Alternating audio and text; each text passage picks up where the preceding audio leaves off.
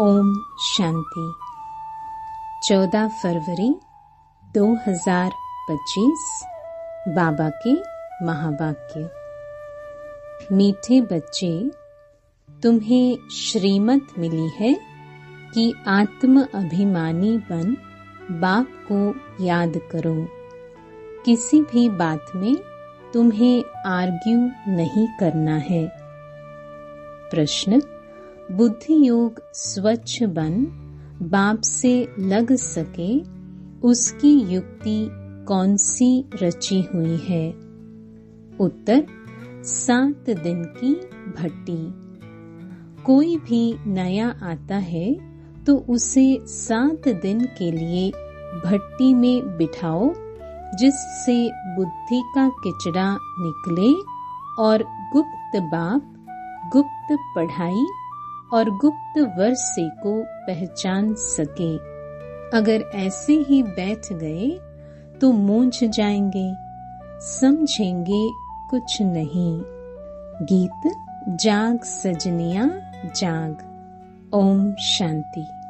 बच्चों को ज्ञानी तो आत्मा बनाने के लिए ऐसे ऐसे जो गीत हैं वह सुनाकर फिर उसका अर्थ करना चाहिए, तो वाणी खुलेगी। मालूम पड़ेगा कि कहाँ तक सृष्टि के आदि मध्य अंत का ज्ञान बुद्धि में है। तुम बच्चों की बुद्धि में तो ऊपर से लेकर मूल वतन, सूक्ष्म वतन, स्थूल वतन के आदि मध्य अंत का सारा राज जैसे कि चमकता है। बाप के पास भी यह ज्ञान है जो तुमको सुनाते हैं। यह है बिल्कुल नया ज्ञान। भल शास्त्र आदि में नाम है, परंतु वह नाम लेने से अटक पड़ेंगे, डिबेट करने लग पड़ेंगे। यहाँ तो बिल्कुल सिंपल रीति समझाते हैं। भगवान वाच, मुझे याद करो, मैं ही पतित पावन हूँ। कभी भी श्री कृष्ण को व ब्रह्मा विष्णु शंकर आदि को पतित पावन नहीं कहेंगे। सूक्ष्म वतन वासियों को भी तुम पतित पावन नहीं कहते हो, तो स्थूल वतन के मनुष्य पतित पावन कैसे हो सकते? यह ज्ञान भी तुम्हारी बुद्धि में ही है। शास्त्रों के बारे में चास्ती आर्ग्यू करना अच्छा नहीं है। बहुत वाद विवाद हो जाता है। एक दो को लाठियां भी मारने लग पड़ते हैं। तुमको तो बहुत सहज समझाया जाता है। शास्त्रों की बातों में टू मच नहीं जाना है। मूल बात है ही आत्म अभिमानी बनने की।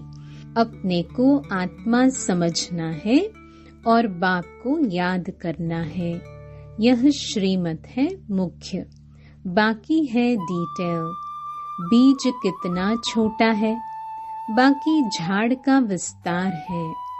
जैसे बीज में सारा ज्ञान समाया हुआ है, वैसे यह सारा ज्ञान भी बीज में समाया हुआ है। तुम्हारी बुद्धि में बीज और झाड़ आ गया है।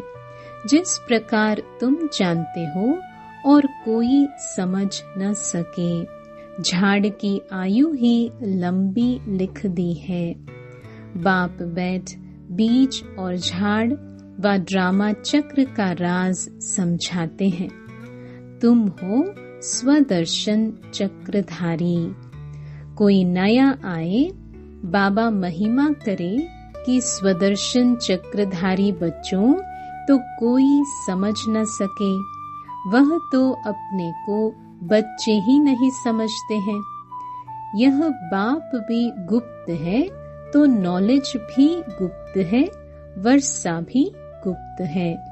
नया कोई भी सुनकर मूंझ पड़ेंगे, इसलिए 7 दिन की भट्टी में बिठाया जाता है। यह जो 7 रोज भागवत व रामायण आदि रखते हैं, वास्तव में यह इस समय 7 दिन के लिए भट्टी में रखा जाता है तो बुद्धि में जो भी सारा किचड़ा है वह निकाले और बाप से बुद्धि योग लग जाए। यहाँ सब है रोगी। सतयुग में यह रोग होते नहीं। यह आधा कल्प का रोग है। 5 विकारों का रोग बड़ा भारी है। वहाँ तो देही अभिमानी रहते हैं। जानते हो हम आत्मा एक शरीर छोड़ दूसरा लेती है। पहले से साक्षात्कार हो जाता है। अकाली मृत्यु कभी होता नहीं। तुमको काल पर जीत पहनाई जाती है। काल काल महाकाल कहते हैं। महाकाल का भी मंदिर होता है। सिख लोगों का फिर अकाल तख्त है। वास्तव में अकाल तख्त यह ब्रिकटी है जहाँ आत्मा विराजमान होती है। सभी आत्माएं इस अकाल तख्त पर बैठी हैं। यह बाप बैठ समझाते हैं। बाप को अपना तख्त तो है नहीं, वह आकर इनका यह तख्त लेते हैं। इस तख्त पर बैठकर तुम बच्चों को ताऊसी तख्त नशीन बनाते हैं। तुम जानते हो वह ताऊसी तख्त कैसा होगा जिस पर लक्ष्मी नारायण विराजमान होते होंगे। ताऊसी तख्त तो गाया हुआ है ना। विचार करना है उनको भोलानाथ भगवान क्यों कहा जाता है। भोलानाथ भगवान कहने से बुद्धि ऊपर चली जाती है। साधु संत आदि अंगुली से इशारा भी ऐसे देते हैं ना कि उनको याद करो। यथार्थ रीति तो कोई जान नहीं सकते। अभी पतित पावन बाप सम्मुख में आकर कहते हैं, मुझे याद करो तो तुम्हारे विक्रम विनाश हो जाएं। गारंटी है। गीता में भी लिखा हुआ है, परंतु तुम गीता का एक मिसाल निकालेंगे तो वह 10 निकालेंगे, इसलिए दरकार नहीं है। जो शास्त्र आदि पढ़े हुए हैं वह समझेंगे, हम लड़ सकेंगे। तुम बच्चे जो इन शास्त्रों आदि को जानते ही नहीं हो, तुम्हें उनका कभी नाम भी नहीं लेना चाहिए। सिर्फ बोलो, भगवान कहते हैं मुझ अपने बाप को याद करो, उनको ही पतित पावन कहा जाता है। गाते भी हैं पतित पावन सीताराम। सन्यासी लोग भी जहाँ तहाँ धुन लगाते रहते हैं। ऐसे मत मतांतर तो बहुत है ना। यह गीत कितना सुंदर है। ड्रामा प्लान अनुसार कलप कलप ऐसे गीत बनते हैं जैसे कि तुम बच्चों के लिए ही बनाए हुए हैं। ऐसे ऐसे अच्छे अच्छे गीत हैं जैसे नैनहीन को राह दिखाओ प्रभु। प्रभु कोई श्री कृष्ण को थोड़ी कहते हैं।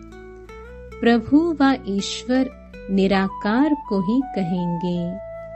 यहाँ तुम कहते हो बाबा परम पिता परमात्मा है तो वह भी आत्मा न। भक्ति मार्ग में बहुत टू मच चले गए हैं। यहाँ तो बिल्कुल सिंपल बात है, अलफ और बे। अलफ अल्लाह, बे बादशाही, इतनी तो सिंपल बात है। बाप को याद करो तो तुम स्वर्ग के मालिक बनेंगे। बरोबर यह लक्ष्मी नारायण स्वर्ग के मालिक संपूर्ण निर्विकारी थे, तो बाप को याद करने से ही तुम ऐसा संपूर्ण बनेंगे। जितना जो याद करते हैं और सर्विस करते हैं उतना वह ऊंच पद पाते हैं। वह समझ में भी आता है। स्कूल में स्टूडेंट्स समझते नहीं है क्या कि हम कम पढ़ते हैं। जो पूरा अटेंशन नहीं देते हैं तो पिछाड़ी में बैठे रहते हैं तो जरूर फेल हो जाएंगे। अपने आप को रिफ्रेश करने के लिए ज्ञान के जो अच्छे अच्छे गीत बने हुए हैं उन्हें सुनना चाहिए। ऐसे ऐसे गीत अपने घर में रखने चाहिए। किसको इस पर समझा भी सकेंगे कैसे माया का फिर से परछाया पड़ता है। शास्त्रों में तो यह बातें हैं नहीं कि कल्प की आयु 5000 वर्ष है। ब्रह्मा का दिन और ब्रह्मा की रात आधा आधा है। यह गीत भी कोई ने तो बनवाए हैं। बाप बुद्धिमानों की बुद्धि है तो कोई की बुद्धि में आया है जो बैठ बनाया है। इन गीतों आदि पर भी तुम्हारे पास कितने ध्यान में जाते थे। एक दिन आएगा जो इस ज्ञान के गीत गाने वाले भी तुम्हारे पास आएंगे। बाप की महिमा में ऐसा गीत गाएंगे जो घायल कर देंगे। ऐसे ऐसे आएंगे। ट्यून पर भी मदार रहता है ना। गायन विद्या का भी बहुत नाम है। अभी तो ऐसा कोई है नहीं। सिर्फ एक गीत बनाया था, कितना मीठा कितना प्यारा।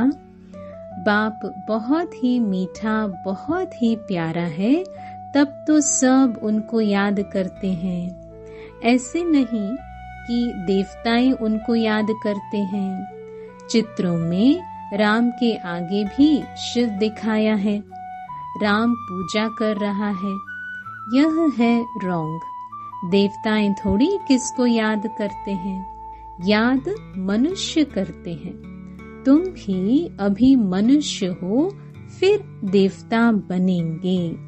देवता और मनुष्य में रात दिन का फर्क है। वही देवताएं फिर मनुष्य बनते हैं।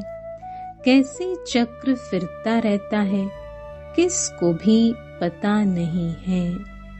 तुमको अभी पता पड़ा है कि हम सच सच देवता बनते हैं। अभी हम ब्राह्मण हैं, नई दुनिया में देवता कहलाएंगे। अभी तुम वंडर खाते हो। यह ब्रह्मा खुद ही जो इस जन्म में पहले पुजारी था, श्री नारायण की महिमा गाते थे। नारायण से बड़ा प्रेम था। अब वंडर लगता है हम सो बन रहे हैं, तो कितना खुशी का पारा चढ़ना चाहिए। तुम हो अननोन वॉरियर्स, नॉन वायलेंस। सचमुच तुम डबल अहिंसक हो। ना काम कटारी ना वह लड़ाई। काम अलग है, क्रोध अलग चीज है। तो तुम हो डबल अहिंसक, नॉन वायलेंस सेना। सेना अक्षर से उन्होंने फिर सेनाएं खड़ी कर दी है। महाभारत लड़ाई में मेल्स के नाम दिखाए हैं, फीमेल्स नहीं है। वास्तव में तुम हो शिव शक्तियां। मेजॉरिटी तुम्हारी होने कारण शिव शक्ति सेना कहा जाता है। यह बातें बाप ही बैठ समझाते हैं। अभी तुम बच्चे नव युग को याद करते हो। दुनिया में कोई को भी नव युग का मालूम नहीं है। वह तो समझते हैं नव युग 40,000 वर्ष बाद आएगा। सतयुग नवयुग है, यह तो बड़ा क्लियर है। तो बाबा राय देते हैं, ऐसे ऐसे अच्छे गीत भी सुनकर रिफ्रेश होंगे और किसको समझाएंगे भी। यह सब युक्तियां हैं, इनका अर्थ भी सिर्फ तुम ही समझ सकते हो। बहुत अच्छे अच्छे गीत हैं अपने को रिफ्रेश करने के लिए। यह गीत बहुत मदद करते हैं। अर्थ करना चाहिए तो मुख भी खुल जाएगा, खुशी भी होगी। बाकी जो जास्ती धारणा नहीं कर सकते हैं उनके लिए बाप कहते हैं घर बैठे बाप को याद करते रहो। गृहस्थ व्यवहार में रहते सिर्फ यह मंत्र याद रखो, बाप को याद करो और पवित्र बनो। आगे पुरुष लोग पत्नी को कहते थे भगवान को तो घर में भी याद कर सकते हैं, फिर मंदिरों आदि में भटकने की क्या दरकार है। हम तुमको घर में मूर्ति दे देते हैं, यहाँ बैठ याद करो, धक्का खाने क्यों जाती हो। ऐसे बहुत पुरुष लोग स्त्रियों को जाने नहीं देते थे। चीज तो एक ही है, पूजा करना है और याद करना है। जबकि एक बार देख लिया फिर तो ऐसे भी याद कर सकते हैं। श्री कृष्ण का चित्र तो कॉमन है, मोर मुकुटधारी।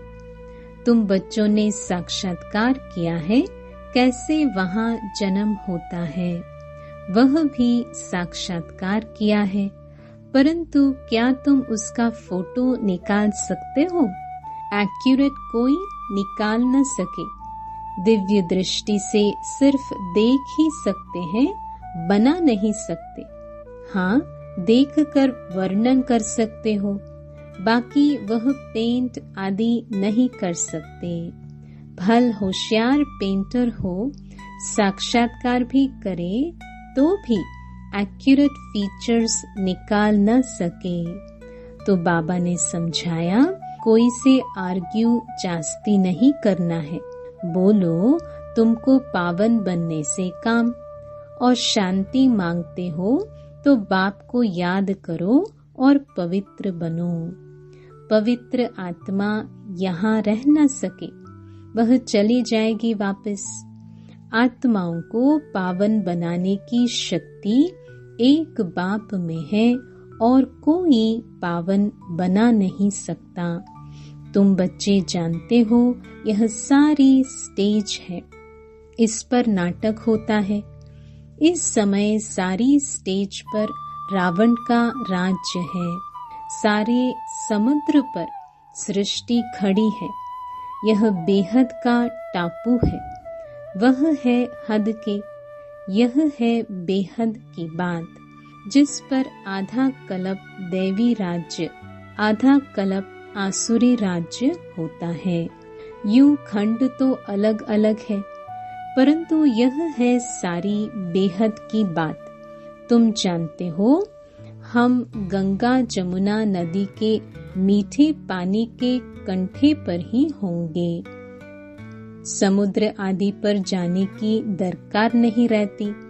यह जो द्वारका कहते हैं वह कोई समुद्र के बीच होती नहीं है।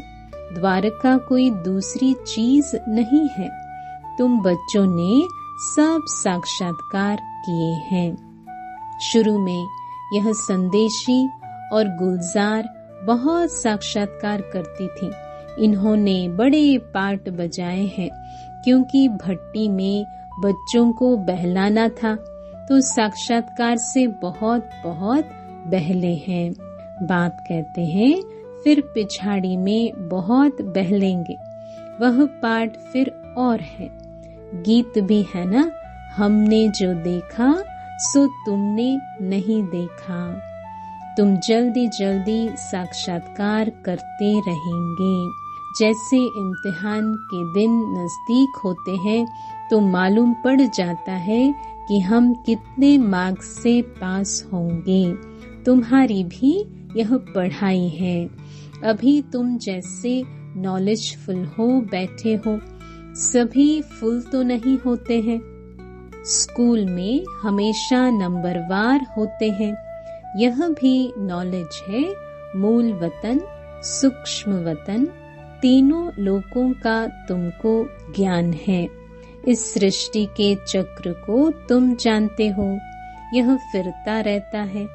बाप कहते हैं तुमको जो नॉलेज दी है यह और कोई समझा न सके। तुम्हारे पर है बेहद की दशा, कोई पर बृहस्पति की दशा, कोई पर राहु की दशा होती है तो जाकर चंडाल आदि बनेंगे। यह है बेहद की दशा, वह होती है हद की दशा। बेहद का बाप बेहद की बातें सुनाते हैं, बेहद का वर्षा देते हैं। तुम बच्चों को कितनी न खुशी होनी चाहिए। तुमने अनेक बार बादशाही ली है और गवाई है। यह तो बिल्कुल पक्की बात है, नथिंग न्यू। तब तुम सदैव हर्षित रह सकेंगे। नहीं तो माया घुटका खिलाती है। तो तुम सभी आशिक हो एक माशुक के। सब आशिक उस एक माशुक को ही याद करते हैं। वह आकर सभी को सुख देते हैं। आधा कल्प उनको याद किया है, अब वह मिला है तो कितनी खुशी होनी चाहिए। अच्छा, मीठे मीठे सिक्के लधे बच्चों प्रति माता पिता बाप दादा का याद प्यार और गुड मॉर्निंग। रूहानी बाप की रूहानी बच्चों को नमस्ते। धारणा के लिए मुख्य सार। पहला, सदैव हर्षित रहने के लिए नथिंग न्यू का पाठ पक्का करना है। बेहद का बाप हमें बेहद की बादशाही दे रहे हैं, इस खुशी में रहना है। दूसरा, ज्ञान के अच्छे अच्छे गीत सुनकर स्वयं को रिफ्रेश करना है। उनका अर्थ निकालकर दूसरों को सुनाना है। वरदान, माया के संबंधों को डिवोर्स दे। बाप के संबंध से सौदा करने वाले माया जीत मोह जीत भव। अब स्मृति से पुराना सौदा कैंसिल कर सिंगल बनो। आपस में एक दो के सहयोगी भल रहो, लेकिन कंपेनियन नहीं। कंपेनियन एक को बनाओ तो माया के संबंधों से डिवोर्स हो जाएगा। माया जीत मोह जीत विजयी रहेंगे। अगर जरा भी किसी में मोह होगा तो तीव्र पुरुषार्थी के बजाय पुरुषार्थी बन जाएंगे। इसलिए क्या भी हो, कुछ भी हो, खुशी में नाचते रहो। मिरवा मौत मलू का शिकार, इसको कहते हैं नष्टो मोहा। ऐसा नष्टो मोहा रहने वाले ही विजय माला के दाने बनते हैं। स्लोगन, सत्यता की विशेषता से डायमंड की चमक को बढ़ाओ। अव्यक्त इशारे, एकांत प्रिय बनो, एकता और एकाग्रता को अपनाओ। बाप दादा चाहते हैं कि हर एक बच्चा एक रस श्रेष्ठ स्थिति के आसनधारी, एकांतवासी, अशरीरी, एकता स्थापक, एक नामी, इकोनॉमी का अवतार बने। एक दो के विचारों को समझ सम्मान दे, एक दो को इशारा दे, लेन देन कर आपस में संगठन की शक्ति का स्वरूप प्रत्यक्ष करें, क्योंकि आपके संगठन के एकता की शक्ति सारे ब्राह्मण परिवार को संगठन में लाने के निमित्त बनेगी। ओम शांति।